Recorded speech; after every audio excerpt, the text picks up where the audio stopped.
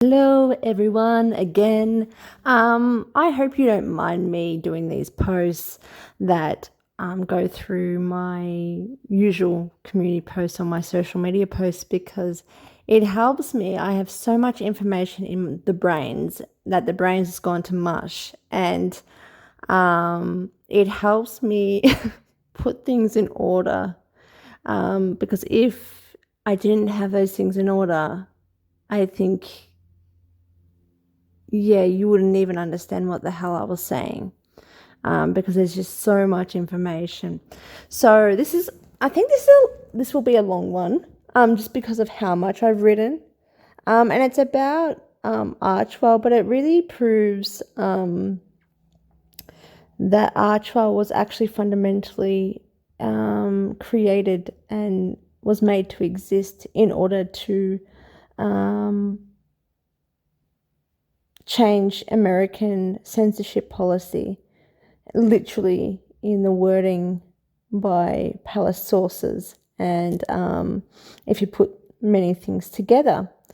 And also that it proves that Nutt and Todge were meant to be Commonwealth ambassadors even before they left, that this was a part of the plan, and that they were going to continue working under the monarchy while they were going to create this charity that was inevitably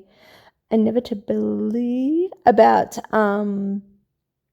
censorship change, but also other policies, all surrounding inequity, that amazing word, basically vaccines to African populations, just because, the British Empire hasn't done enough damage with the vaccines in Africa, and famines and the like. But vaccines and climate change and what else was there? Oh yeah, all about mental health. You've got a generalized mental health, so it includes everyone rather than mental illness, because that is an area that people can just switch on and off. This has to attract everyone, remember, because censorship involves everyone. This is meant to be a cultural shift. This is literally what they've said, that this is meant to be a cultural change. And they did it by manipulating you through a fake charity and through acts of compassion and donations and support and love and humanity. This is literally what they've done. They've gone to Stanford University to talk to a professor who has a center of compassion or some bullshit. And it was how to really manipulate the masses for cultural change regarding technology, and they didn't say censorship at the time, but we know where it's led. And I'll tell you where it's led actually recently within this year, a coalition for AI. I'll get into that. And it's still current, it's still ongoing. All of this shit is still ongoing. So this is the whole point. And they're protected, like they're invincible. They can't, no matter how stuffed Archewell is, it still exists. Because this is all under protection under the crown. And this is all about globalist agenda. You've got to get that by now. So let's start off. I'll start by reading. Okay. While Nut was pregnant, miscarried, and then miraculously conceived again straight after, the couple promoted their work, the same youth work they expressed in their Windsor engagement interview, November 2017. Now let me just show you the pictures here so you can see. This is articles by, of course, Vanity Fair only, So this is August the 10th. So this is 4 days after Nut would have conceived Lilibet or Fiblet, which we know didn't happen. But this is, by the way, it was either July the 2nd or 3rd when she miscarried. And by 6th of August, she had conceived another child. So this is when they already were talking about online harassment while they were grieving and while they were going through a new pregnancy. Oh, she probably didn't even know yet if, let's just pretend it was real. She wouldn't have known yet that she was pregnant. And so they probably were still grieving, remember her big letter. And yet they were all about policy change already. August 2020, just moved into the new house, already policy change. All right. And this is the main article here, Prince Harry and Duchess Meghan, which is funny. Prince Harry is not Duke. It's Prince Harry and Duchess Meghan support Stop Hate for Profit Facebook advertising boycott. I've already discussed this in my kind of Aspen CIA kind of the One Big Club video along with the next one. Anyway, this is by Omid Scobie, wanker, June the 27th, 2020. So before they even left that idiot's house, supposedly. This is all fake, okay? So I do say these narratives, but I don't believe them. I'm just telling you this is how the conflicts there, the contradictions in what they've told you versus what's actually happened. I just hope, that comes across. Okay, so look, I'll get through these quotes, but you can see the pictures here. Alrighty, so let's go back.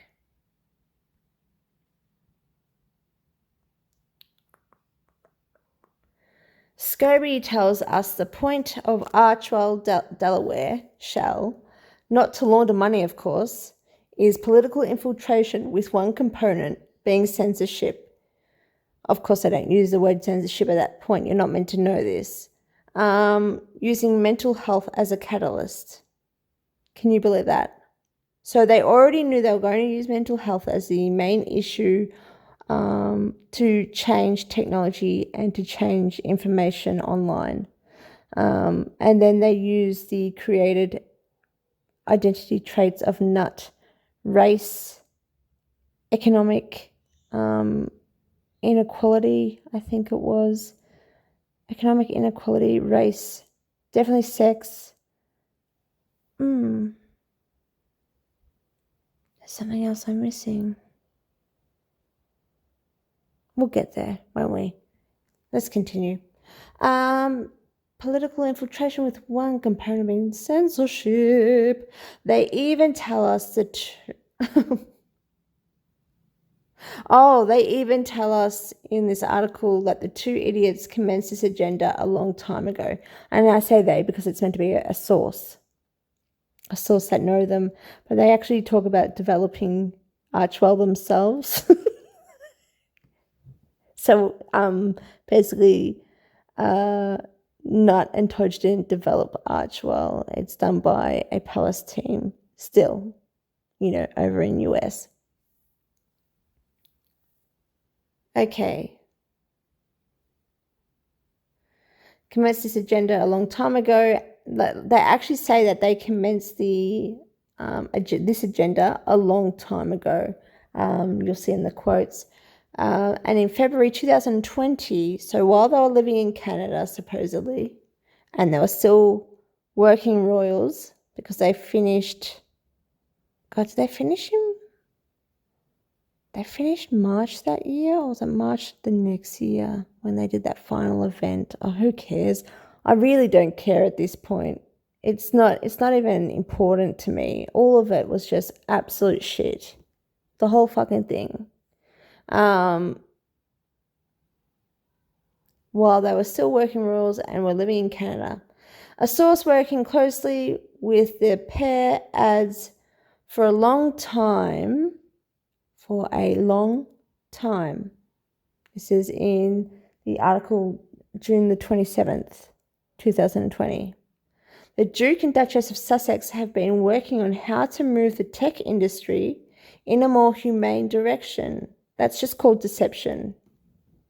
That's called telling me something else when it's another thing entirely. This includes their long-standing advocacy for supporting mental health in the social media era, which was a key focus of a visit they convened at Stanford University back in February, and is also fundamentally connected to what they are building into their new organization, Archewell. So it's a part of the foundations and the fundamental structure of a mission and vision of Archewell. Okay.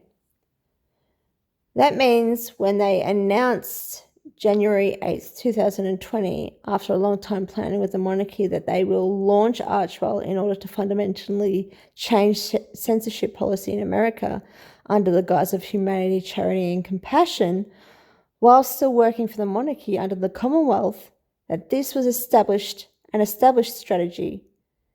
And there's very particular wording used in the following quote that was from their Instagram post when they left on January the 8th. Also a planned speech. We intend to step back as senior members of the royal family and work to become financially independent, 5% of their income, by the way, while continuing to fully support Her Majesty the Queen. It is with your encouragement. Oh, fuck off. I'm not listening. I can't even say those words. We now plan to balance our time between the United Kingdom and North America. So they were coexisting and living both in London and wink LA, not Canada, but they say North America because that was the pretend place that they were living in. Continuing to honour, which is to represent the Commonwealth, of course. You know that, right? That was purely strategic. Continuing to honour our duty to the Queen, the Commonwealth, and our patronages.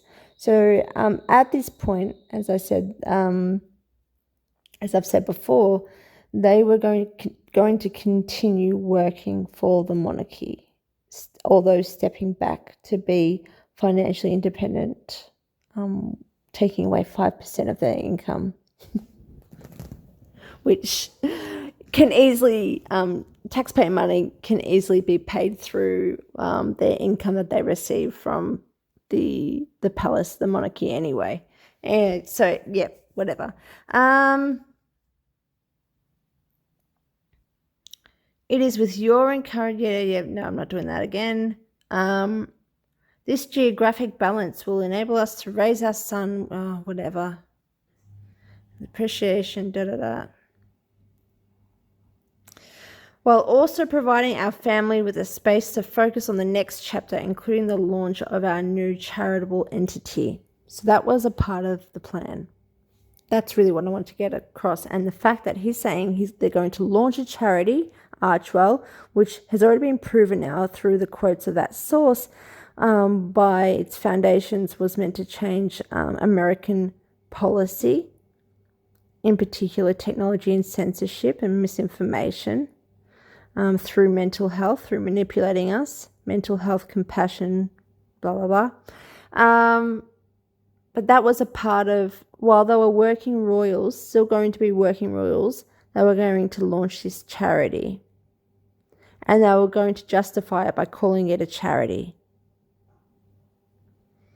So they were going to politically infiltrate, which is against the existence of the monarchy.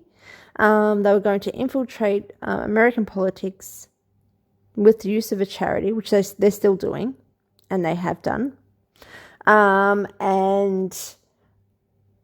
they were still going to work, which they are, going to work for the royal family and the monarchy. So that was what they wanted us to publicly accept initially. And that is still what's happening, but they've pretended through the fake narrative that isn't what has actually taken place, when it's exactly that. So there's the link to that article. Regarding that Feb 2020 chat with Stanford's James Doherty, the couple or their team considering if this thing existed at all, this discussion, because I think it's just a reason to try to create some organic foundation. They can't even do that. They just fail epically. We're seeing how to use policy change as cultural change via compassion, aka soft power. James Doherty specializes in what is it? Is it neurology? He has a center of compassion or care or something like that in Stanford. He's all about compassion and leading cultural change and changes of the future with compassion. You can see how that's worked, can't you? If you were to have compassion, you need sincerity and conviction and being genuine and being real people and have genuine intent not to deceive us and to manipulate us. So you've just sold your soul, James. Congratulations. And completely discredited your entire career. The Sussexes regard compassion as a defining force of the 21st century. This is a quote, by the way. The Sussexes regard compassion as a defining force of the 21st century. The Foundation said they hope to fuel systemic cultural change by advancing the idea that alleviating the suffering of others will transform individuals and societies one act at a time.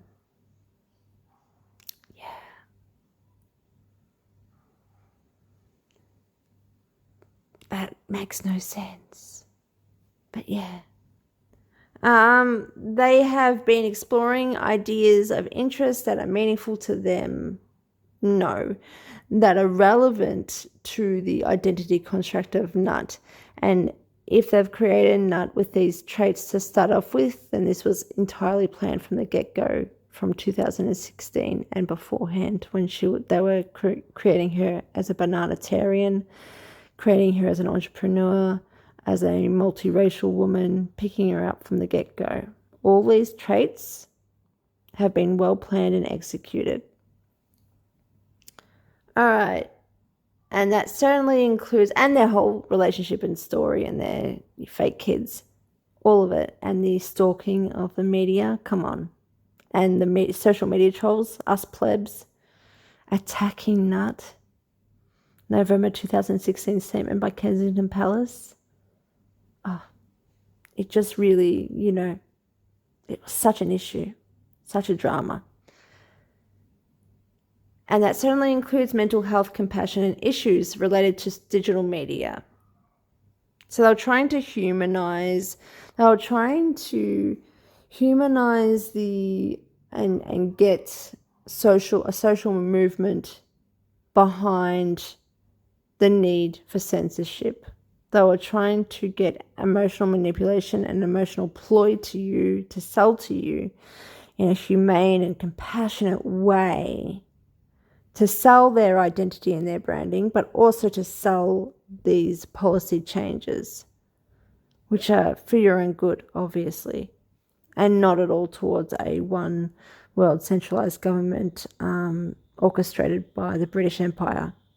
No, they have no connection to it, not by blood, not by marriage, not by affiliations with the British monarchy or the British aristocracy. No. They don't know any of that. It's just a complete coincidence. A complete coinkydink. I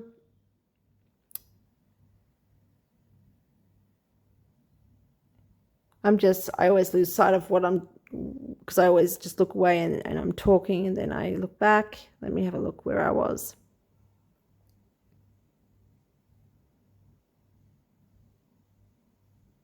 Doherty said, he understands Harry and Meghan reached out for a meeting after learning of his work. Oh yeah, okay.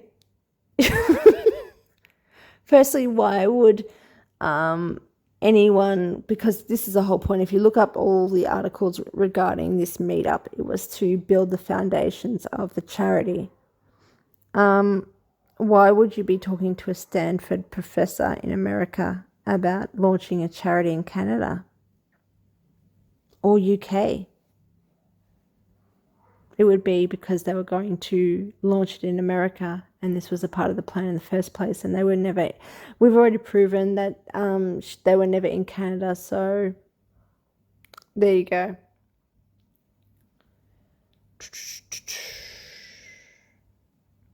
There's the link for that article.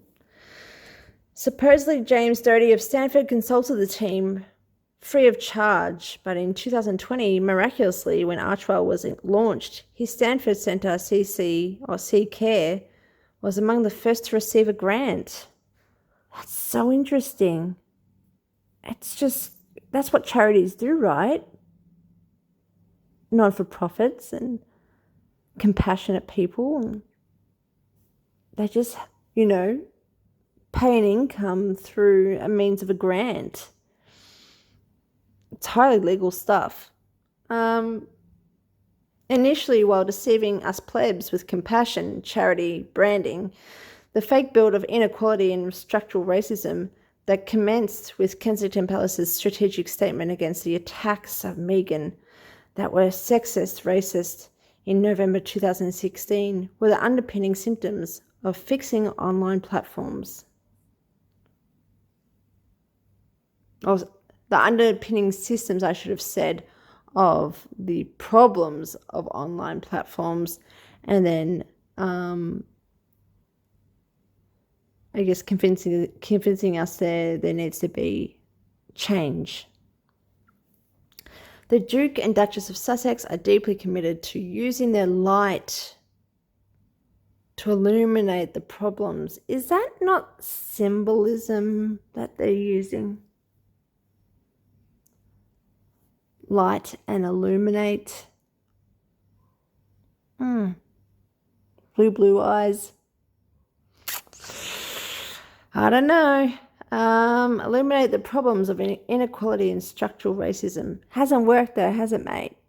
The author and UCLA professor says in a statement shared with Bazaar.com. Definitely Bazaar. We have a shared commitment. And sense of urgency in making a more compassionate world, much of which is undermined by internet platforms. They knew this in 2020. So this urgency, all of these bills that have come to pass within these years, they knew this was going to happen. It's all a part of the plan. So there's an urgency, obviously, because of the bills coming up. And what they were ordered to do, and what Nut was contracted to do as her job. Now, much of which is undermined by internet platforms, I know what they stand for, sharing their mission.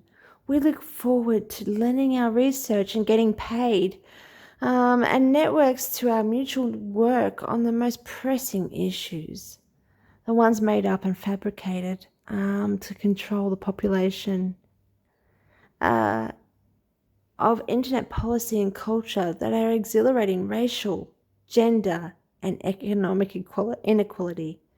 Racial, gender, and economic inequity. I apologize. So I was right actually before. The three traits of Nut: race, gender, economic inequity. It is so laughable that Nut's identity construct accomplished all political identity traits, these three ones, being a Nigerian strong woman growing up in a poor black neighborhood while going to the state's finest school since she was 2 years old. It makes so much sense, guys. Come on, get it together. Scobie also allows to let slip someone higher up developed Archewell. Wink.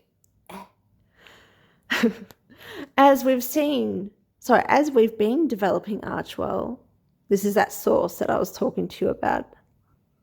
As we have been developing Archewell, One of the areas the Duke and Duchess of Sussex have been keen to address, or that we've been keen to address, the higher-ups that are using these shills as their face, is online hate speech, and we've been working with civil rights and racial justice groups on it.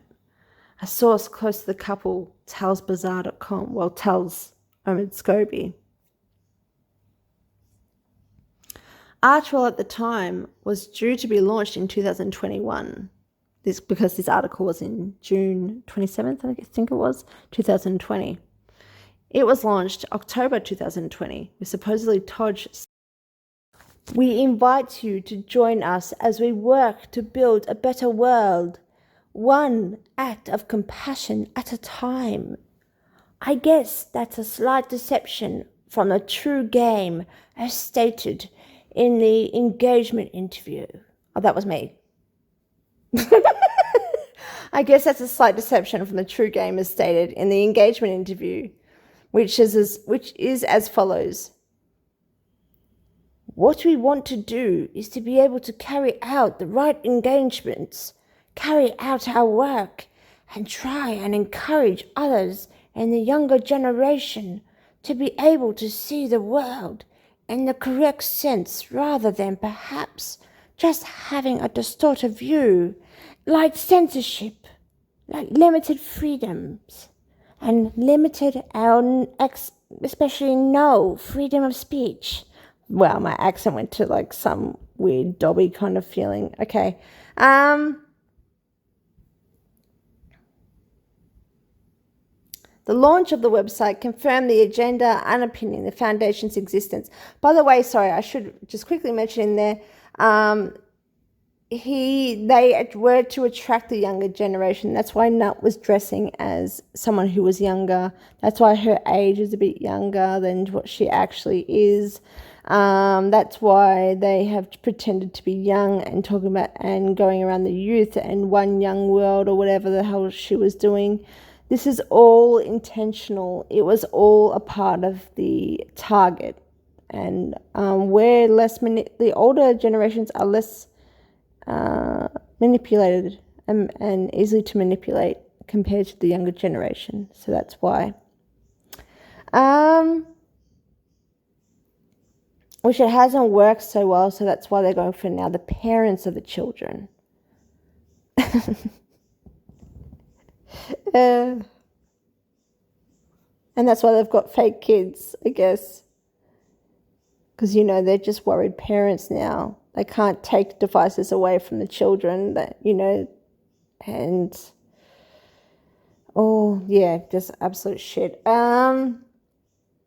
So I want you to bear that in mind, that he was talking about in the engagement interview, the attraction, the target of younger generation, mostly, still mental health and everything else, because I'm going to show you a video when they were in South Africa, September 2019, of them literally still talking about young and old, and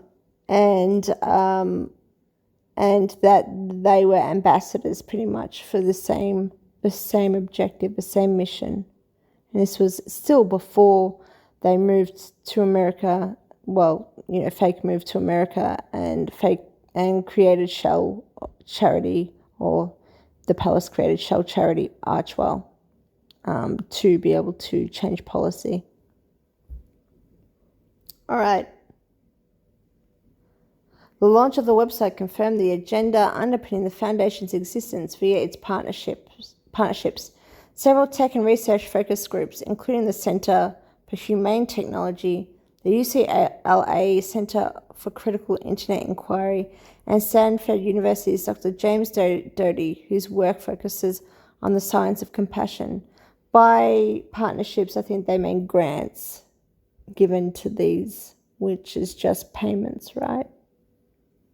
Okay, so anyway, so with their own words, we are able to draw the following conclusion. Under Palace Directive, with the Palace team, Archewell was planned after Megxit was executed to fix American policy, hence their visit to American Stanford University to discuss founding Archewell and the online harassment, misinformation, censorship, strategic development in America, and subsequent partnership, the security issue and the freedom flight were then added pivot points to try to organically justify their globalist political intent and move to America to change policy, as was the creation of a charity and acts of compassion.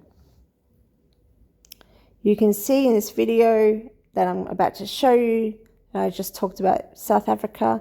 Nut and Todge were already Commonwealth ambassadors reaching out to young people while working royals in September 2019, while fighting for literally mental health and a consciousness crisis, which that James Doty talks all about their consciousness as well.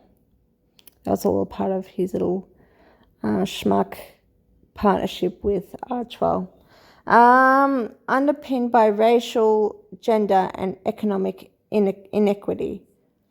At 1 minute and 32 seconds in of this video, you're going to see Nut shit her pants.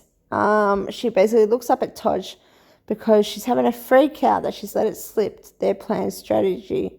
Because she talks about, like, no matter where you are, in London or LA, ... And it's like, you can see her literally shit her pants. It's the same look that she had when they brought out the doll of Fauci for the photo call. She just looks like she absolutely shit her pants. She's not a very good actor. She's not a very good person. So she's pretty transparent and a bit of a noodle. So you're going to see that in a minute.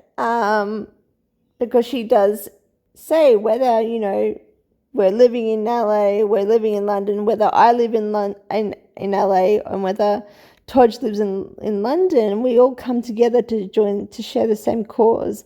It's just, it can be interpreted as many things, but it's the fact that she says London and LA. So, interesting stuff. Before she even left Canada and considered Megxit, of course, already readying themselves for the next paid orchestrated RF moves, royal family moves, which included in this trip the filming of the Freedom Flight that supposedly occurred in March 2020 when they moved from Canada to America, because the Fauci they used for South Africa was the same Fauci, the exact same age and development used for the Freedom Flight, even the same clothing. So, yeah. We're going to have a look at this video now.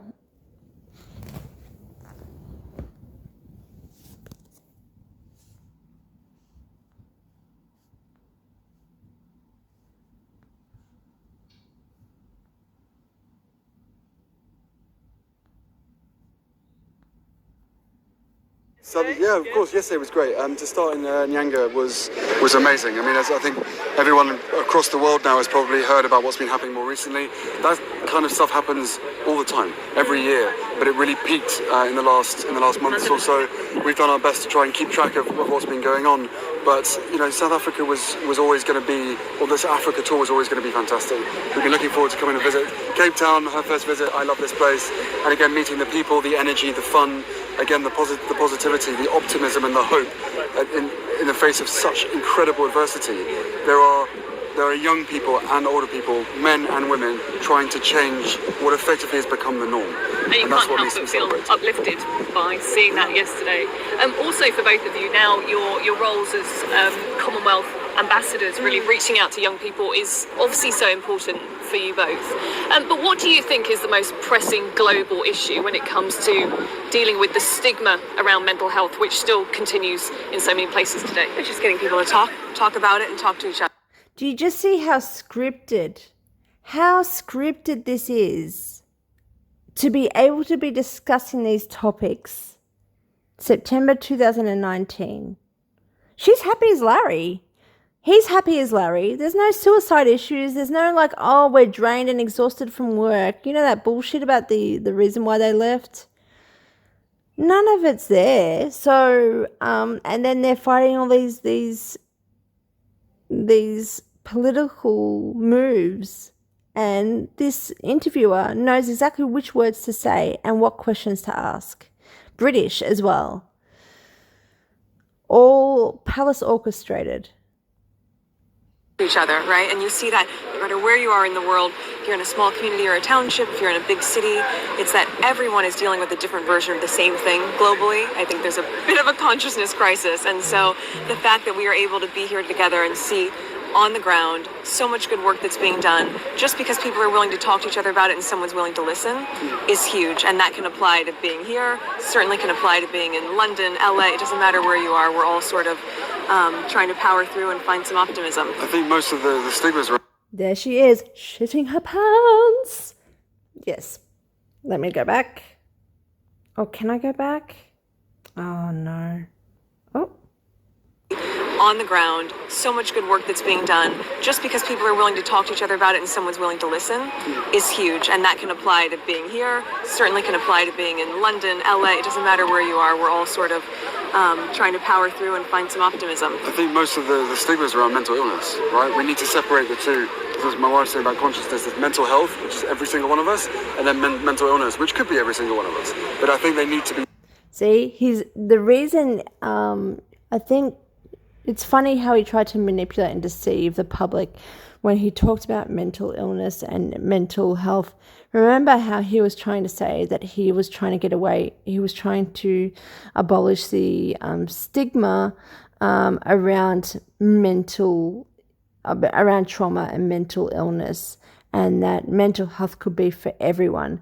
Really, that's just a political move to attract the whole demographic, so they can cover the whole entire demographic rather than someone that's completely niche. So they've moved from kind of the Invictus level of niche to the entire world of mental wellness and well-being and compassion and humanity. They need to be separated because the mental health element touches on so much of what we're exposed to, these experiences that these kids and every single one of us has been through. Everyone has experienced trauma or will likely experience trauma at some point during their lives. We need to try and not eradicate it, but to learn from previous generations so that it's not a perpetual cycle. And I think what's amazing here is just in a day and a half, if that. Barely. It's all whirlwind. The same conversations keep happening with all sorts of different people. So they've been through it and we can learn so...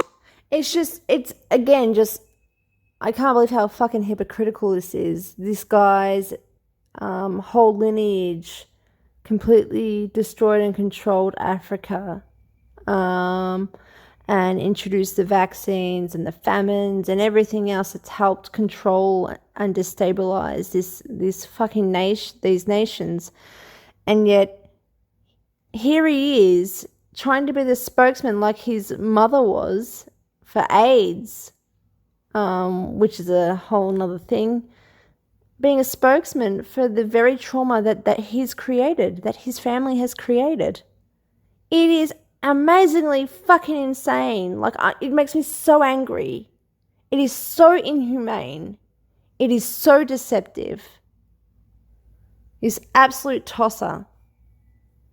He has no right to be there. He has no right to be talking about this stuff. No right. He has no right helping out these Africans.